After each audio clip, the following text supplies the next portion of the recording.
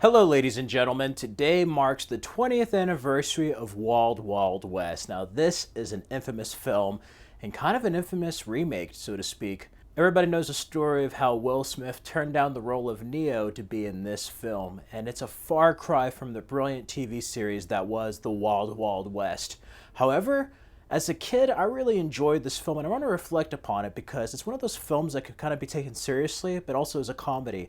Barry Sonnenfeld directed this, and of course, he worked with Will Smith in Men in Black, and they have a lot of that great comedy in this, but with a Western genre. You have Kevin Kline as a brilliant Artemis Gordon, Salma Hayek as Rita Escobar. Then you have General McGrath, as well as Arliss and Lovelace, played by Kenneth Branagh. Yeah, everybody remembers that giant spider at the end, and if you're familiar with the history of Kevin Smith on Superman Lives, we now know why that giant spider appeared at the end of Wild Wild West. And while this is a film that's not the best film ever made, it could always be worse with this plot. There's other films that are pretty much exactly like Wild Wild West that are much, much worse. That's right, I'm looking at you, Jonah Hex. This film, I was really highly anticipating. Every 90s kid, you know how special Will Smith was, from Fresh Prince of Bel-Air, Bad Boys, Independence Day, Men in Black, to this film. This was a good summer film. And this was an introduction of the Big Kids Meal at Burger King. That's right, this commercial. Hold on there. Lightning here is for big kids. I got a Burger King Big Kids meal. What's that? It's got more food, for big kids. Well, I reckon he is a big kid. You reckon? I reckon. Introducing the tasty new Burger King Big Kids meal. Now your kids can get more of the great tasting food they like, plus all the action and adventure of the new Wild Wild West movie. With Wild Wild West action toys like James West and his horse. That's one smart horse. You reckon? That was the introduction of the Burger King Big Kids Meal. I remember they sold the sunglasses for Jim West and Artemis Gordon, as well as the toys. I even have one here. Jim West, I used to have Artemis Gordon. You had the little spider there, Lovelace's spider. And it is different casting. If anything, I think Will Smith was miscast, but if you look beyond that, I see Jim West and Artemis Gordon. This is a good buddy film.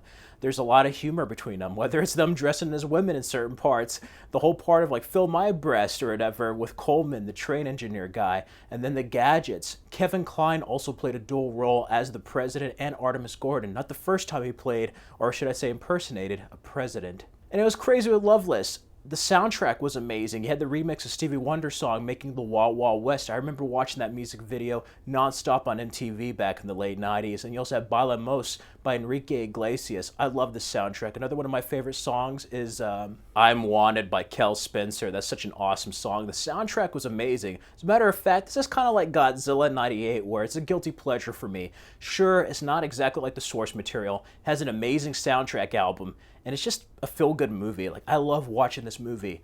I don't care if it's not like the original. I'm one of the few people who loves the original Wild Wild West and this, despite it differing from the source material. I do wonder, though, how a remake of Wild Wild West, if it was done like the TV show, would be now. This film had many incarnations on its pre-production. We almost had one with Mel Gibson starring as Jim West, Richard Donner directing with Shane Black writing. Instead, they did Maverick. Tom Cruise was attached as Jim West before he did Mission Impossible. We finally got to Barry Sonnenfeld making this movie, and I like it for what it is. We get to be introduced to Jim West, and then he meets Artemis Gordon in a very unlikely way. He's after General McGrath, who we find out is working for this man named Arliss Lovelace. He doesn't have any legs. He's in a wheelchair. And Kenneth Branagh really plays a hammy, cartoonish villain, but he just relishes it. I love him as Lovelace in this. Meanwhile, Artemis and Jim West are hired by the president to go investigate Lovelace and go after General McGrath. They're making this new weapon or whatever. And that's where the plot gets really interesting. They meet Rita Escobar, played by Salma Hayek. I love the humor there. There's a lot of kind of tension and competition between Artemis and Jim West regarding her character. And I love that whole reveal of her going after to rescue her husband. You think it's her father. She's married to an old man. Just seeing Jim West and Artemis Gordon's reaction there is just priceless.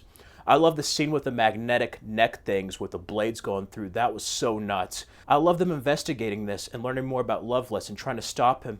You had the whole flying machine with Artemis Gordon. I love it, It's different. It's very different than any other type of movie. You have to look at this as a film on its own. It's not exactly historically accurate. It's kind of like in its own unique genre.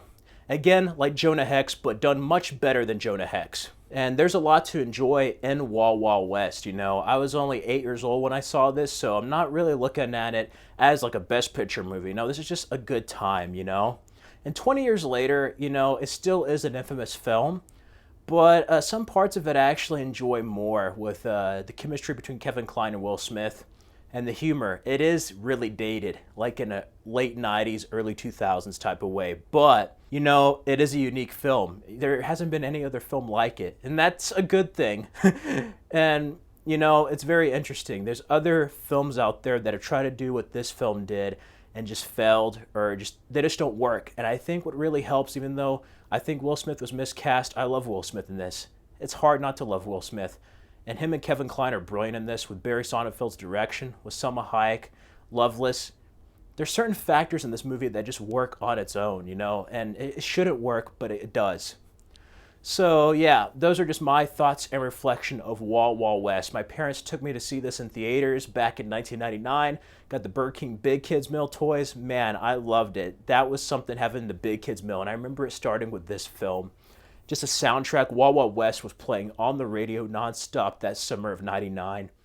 And it was a very special film to me that I remember still 20 years later. And if you haven't checked out Wild Wild West, well, it's not going to be the best Will Smith film, but it's an enjoyable film for what it is, and it's something very different. You know, it's kind of bizarre in many ways. So I would highly recommend checking it out if you want to just have a good time, or just enjoy watching like really bad movies. This isn't like the worst film ever. It's not the best, but to me it's kind of like a guilty pleasure that I enjoy. And there's elements that I like. And also check out the original series of The Wild Wild West. It's an excellent TV show. Excellent. I kind of wish they remade it like that, but I like both. Check those two out. And if you have seen Wild Wild West, what are your thoughts and memories of this movie? Were you old enough to know how bad it was? Were you young? Do you remember the Burger King Big Kids Meal? Do you remember the toys, the soundtrack? Just let me know down in the comments below of your memories of Wild Wild West. Anyway, it's crazy. Like 20 years later, Will Smith dressing up as a lady. Yeah, Aladdin and Wild Wild West. There's something about like every 20 years Will Smith's going to be doing that. So yeah, we'll have to see how the next 20 years goes. But you know, this film is what it is. It didn't have the sequels like Men in Black, but it kind of has that special type of feeling that the Men in Black films had, but if it was the Old West. Let me know your thoughts of the film and memories down below. Like, comment, and subscribe for more videos. Follow me on the Stardust app at Fred Film Fanatic. Here's some more videos you can enjoy on my channel. Till next time.